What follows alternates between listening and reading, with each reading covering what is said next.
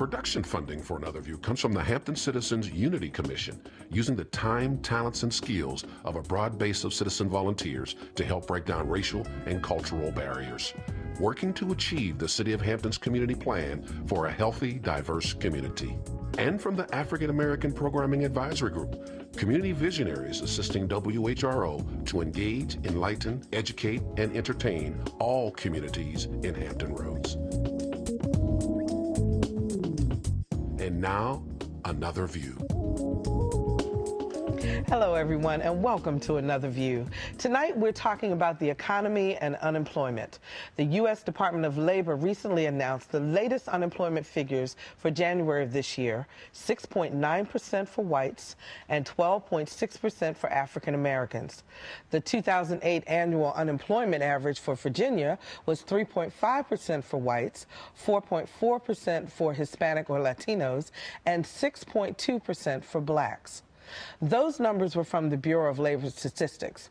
So how come the numbers are so much higher for the black community? How do we find jobs? And what do we do if we find ourselves in the unenviable position of receiving a pink slip?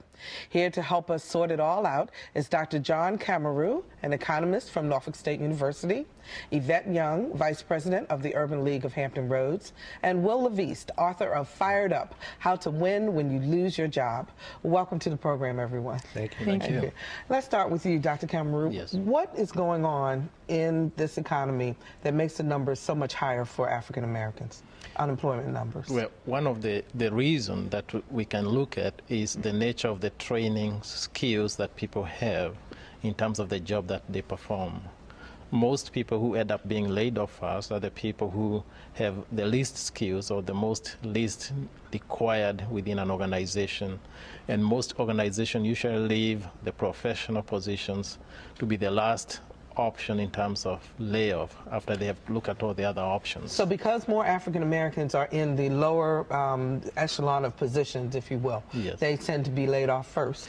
Very much so. And you find that because many jobs which are in the lower echelon, they don't require maybe professional training or college education.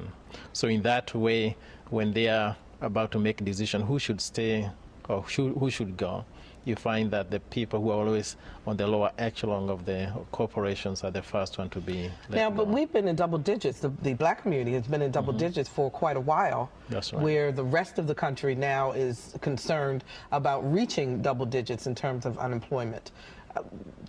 That's got to play a big role in the psyche of our community. It sure does, and most often you find that people become very discouraged in terms of looking for work, because if you are laid off, because maybe you are the first person to be laid off, organization didn't want you, and you start looking for work, you find that those opportunities in other organizations are not available. And after sometimes, when people are looking for work, we usually refer to those people who become discouraged as discouraged unemployed workers who are not even bothering to look for work again. In actual fact, the numbers that you are referring to, those are numbers of people who are actually looking for work. So the unemployment figures are people who are actually looking for work. Looking for work and actively doing that. So we do have a substantial number of people who are already discouraged, which means we don't have record of those within the labor statistics. And the number should be actually be reflected as higher than. So it would be even higher than the 12.8% Very much so. that is going on. That's right. Now, Yvette, you're with the Urban League, and one of your missions is to help people to get back into the workforce, Yes. to be able to find jobs. Can you give us some anecdotes of, what are people telling you as they come to see you and seek your services? Well, some of them are telling us because they're a little older, they feel that there is just it's not going to happen for them. They feel very, very much discouraged.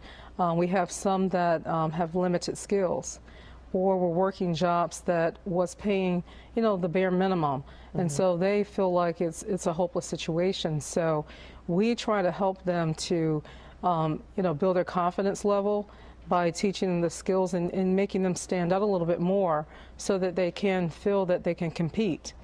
So is it a lack of education that's a big factor? Yes, that's a big factor, lack of education.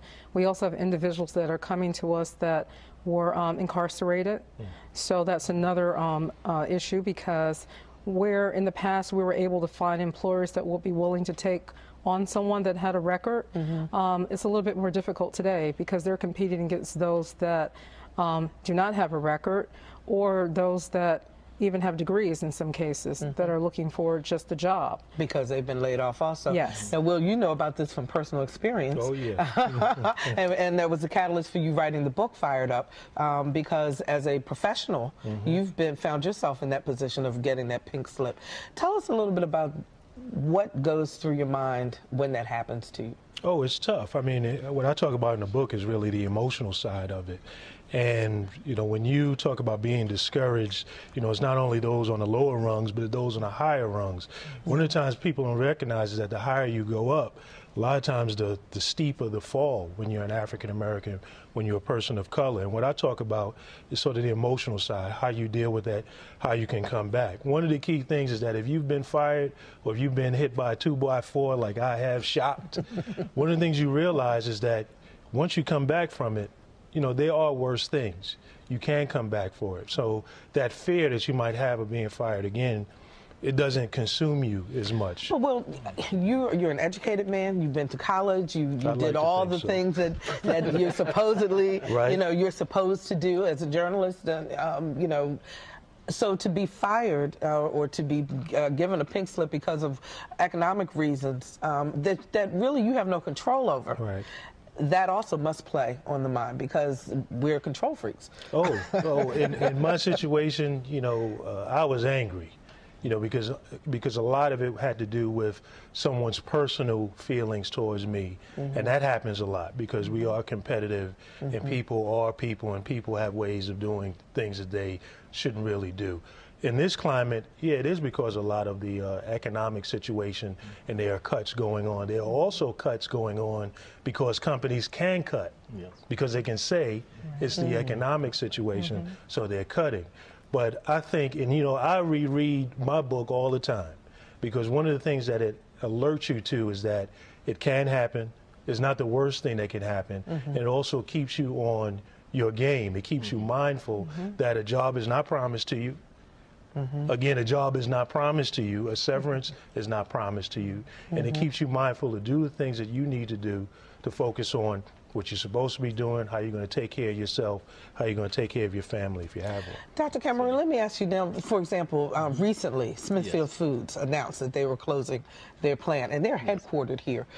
Tell us from an economist perspective, what happens to that community? One thing that is so devastating is when people don't have a job or jobs in that community, and it's a very small community in that respect. They have to start looking for work somewhere else. The only thing is they do not have another similar type of work which they could find there. So the best alternative in that respect is for them to reconsider their career choice because they cannot be able to continue just looking for work which is not there. It may be necessary maybe to think about going back to school again, or most likely to change the career which they have been pursuing with a company like Smithfield Food, which is a packaging and processing plant in that respect.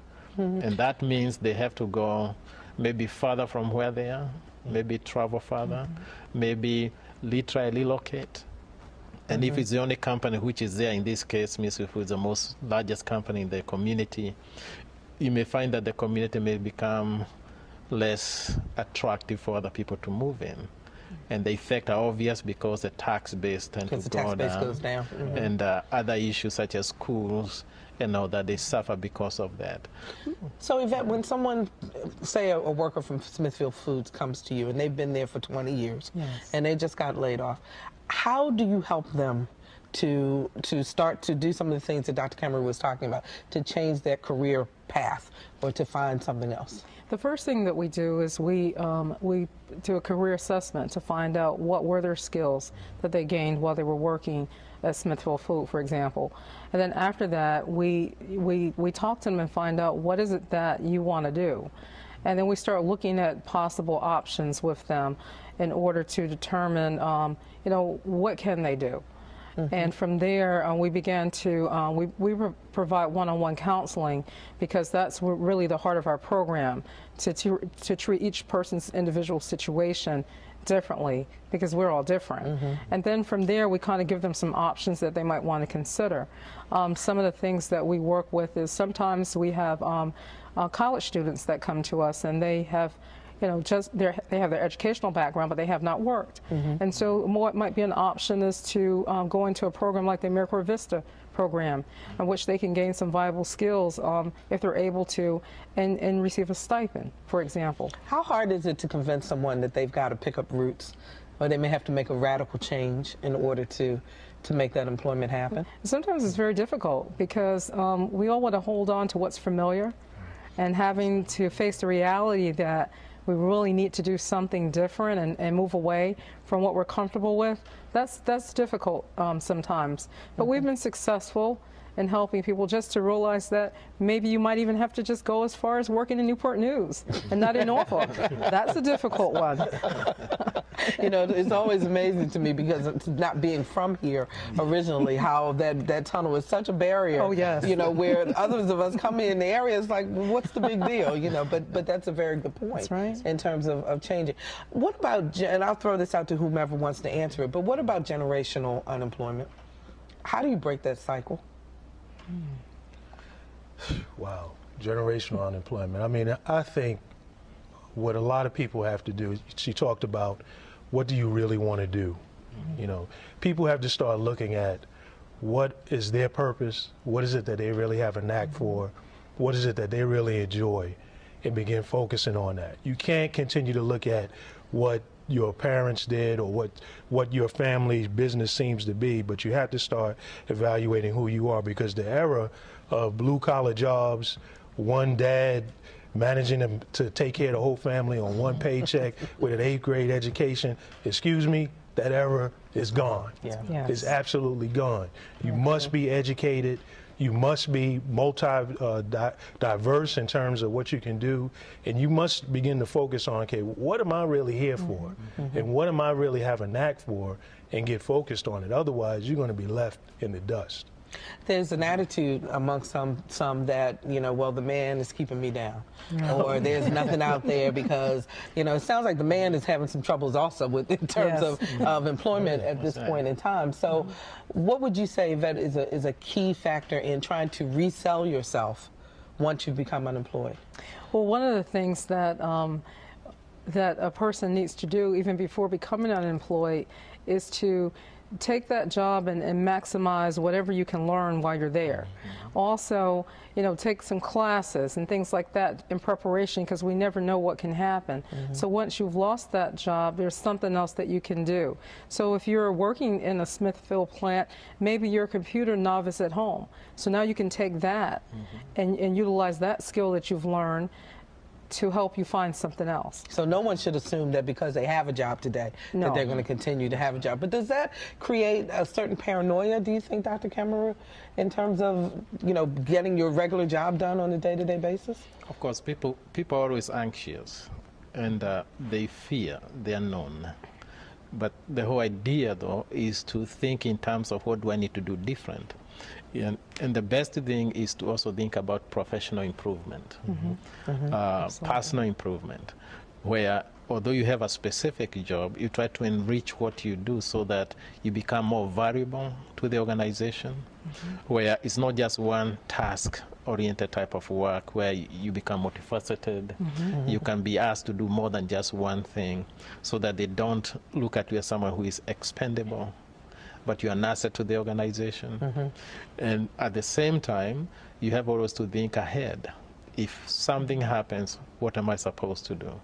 For the young people who in their 20s, 30s and all that, it's not late to go back and change the track of your career. So go back to school. That's right. Something completely That's different. right. Okay. And try to look at what could be the most acceptable career path in a region like Hampton Roads area, where we don't have manufacturing sectors, but they are more service oriented. I was going to say also entrepreneurship. I mean, people, college is not for everyone. That's right. But everyone could have some kind of skill, or everybody's sent here with some kind of purpose. And I think a lot of people should be looking at entrepreneurship.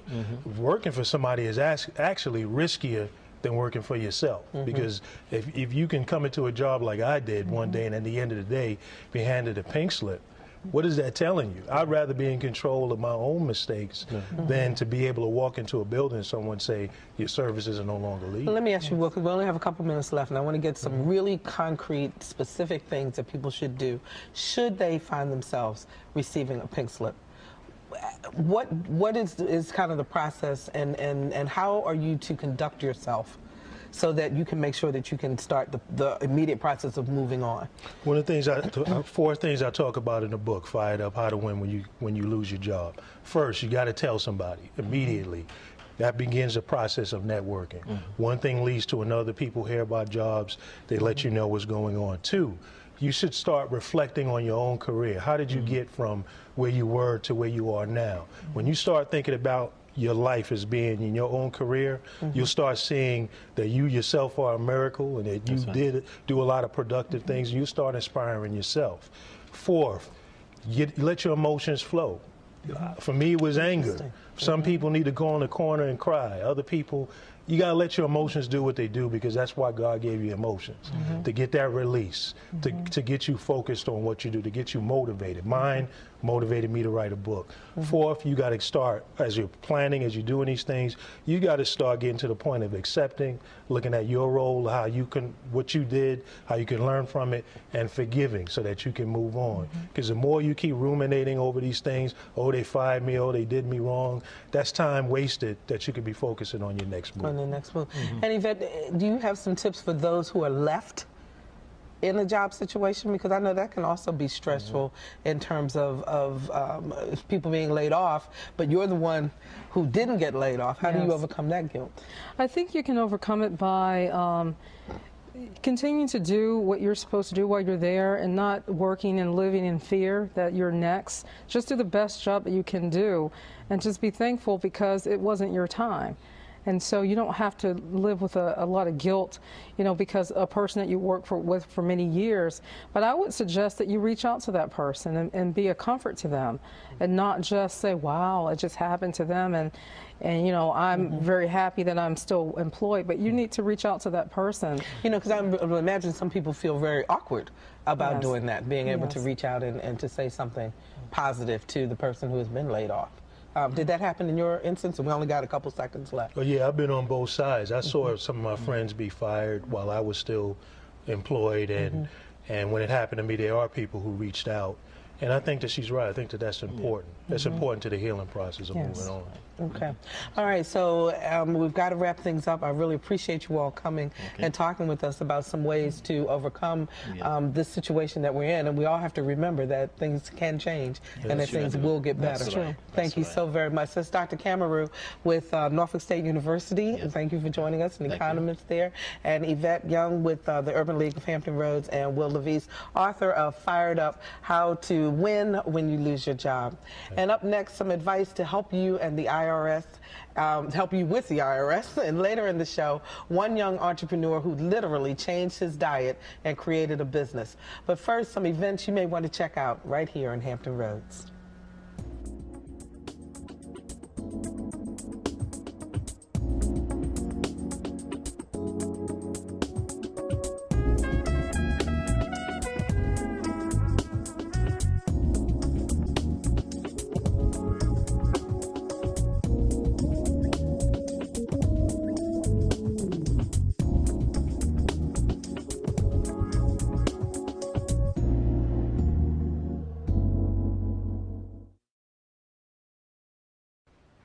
Welcome back to the program. In tonight's lifestyle segment, our money expert, Eric Labatt, has some tips to help individuals with their taxes.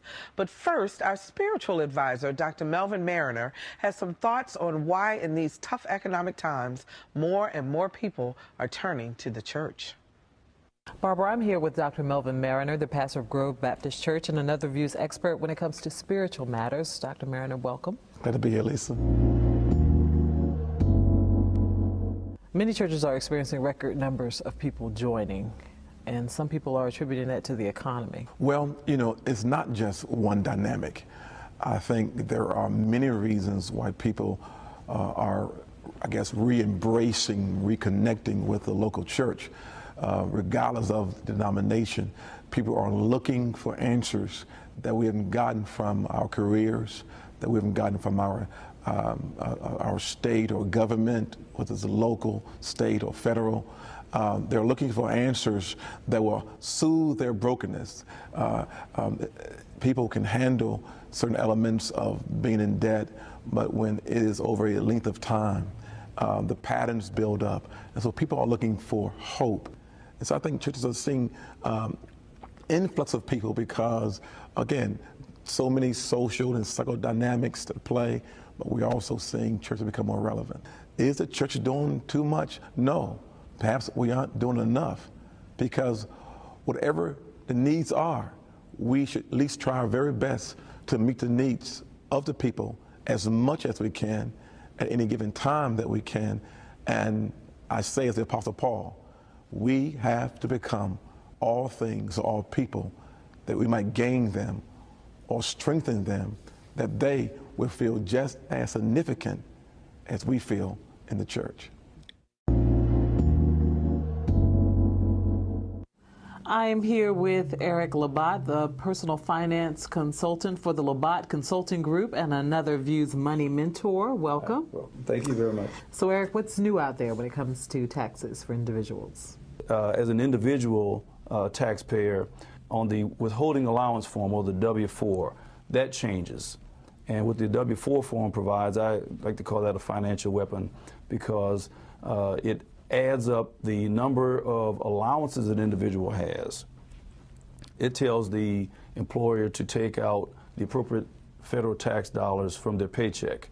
And the higher the number is, the less money is taken out of your check. So it also incorporates how many deductions you have. For example, if you're paying a mortgage, you're going to have some mortgage interest that you're paying. So for every certain amount of dollars that you can increase your deductions, it'll give you an additional allowance. And when you increase those numbers, you keep more money in your pocket. Millions of Americans get $2,000 and above tax refunds. Instead of keeping that money, that's like giving the federal government a tax-free loan. So we want to show people how they can keep more of their money throughout the year. We promise to bring you an uplifting story each week about something good happening in the African American community. This week, Lisa Godley introduces us to Dwayne Thompson, an entrepreneur who turned a medical problem into a thriving business. Dwayne Thompson is all smiles now, but he can remember when he had little to smile about. The day he learned that he'd have to give up one of his favorite foods, salsa. As a college football player, Dwayne and the rest of the team ate salsa constantly, but he soon discovered that the acid from the tomatoes was making him sick. I thought that I had a ulcer, but it ended up being acid reflux and heartburn. So what ended up happening is my grandmother used to have a fresh produce that she would bring up on the weekends, and I would take that, make my own salsa, and I introduced it to the guys that played football with me, and they ended up liking it better than the commercial brand. Now, how did you know your grandmother's produce would work as a salsa? I really didn't. I didn't. It was really a fluke. It was something that I just decided to do one day after a long game on the weekend. I came back to my dorm room, a bunch of guys sitting in my room. My grandmother had brought this care package of produce, and the guys, she usually brought fresh roast beef too. And the roast beef was gone. They had eaten the roast beef, and all I had left was just a bell pepper. There were some other herbs that she had picked out of her garden. And I was sitting there. The cafeteria was closed. You know, I didn't want to go to the greasy spoon. So I had this one hot plate, and I had one pot. And I just decided to cut this up, and I had a bag of chips. Decided to cut it up and chop my hand at it.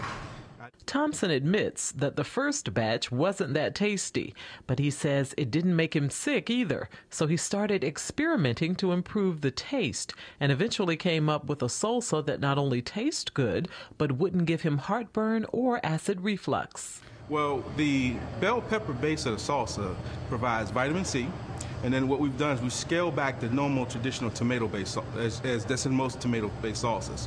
We've scaled that back, and what you have is just a puree, and that we heat it up. We heat up all the acidic level of it, so you have a lower acidic product, so it doesn't aggravate anyone that has acid reflux or heartburn. Thompson came up with the name salsa sabrosa. Sabrosa in Spanish means great flavor and great taste. And this definitely has a wonderful aroma. So let's taste.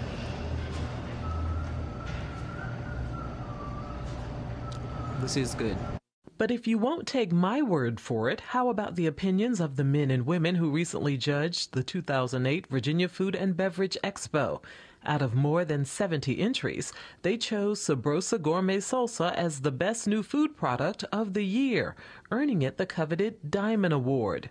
Thompson never dreamed that an idea that started on a dormitory hot plate would end up on the shelves of grocery stores like Farm Fresh. But it's taught him a lesson that he doesn't mind sharing with others. Follow your passion, follow your dream. If it's something that you really feel strongly about and it's something that is positive, go for it, because you never know what's going to take you. For Another View, I'm Lisa Godley. Thank you for joining us tonight. We'd love to hear from you. Blog us at www.anotherview.tv, email us at anotherview@whro.org, or write us at 5200 Hampton Boulevard, Norfolk, 23508. Next week, keeping jazz alive. Good night. Production funding for Another View comes from Hampton's 400th Anniversary Committee and the Hampton Neighborhood Commission, partnering with neighborhoods throughout the city, working hand in hand to create vibrant places we are proud to call home and celebrate. And from the African American Programming Advisory Group, community visionaries assisting WHRO to engage, enlighten, educate, and entertain all communities in Hampton Roads.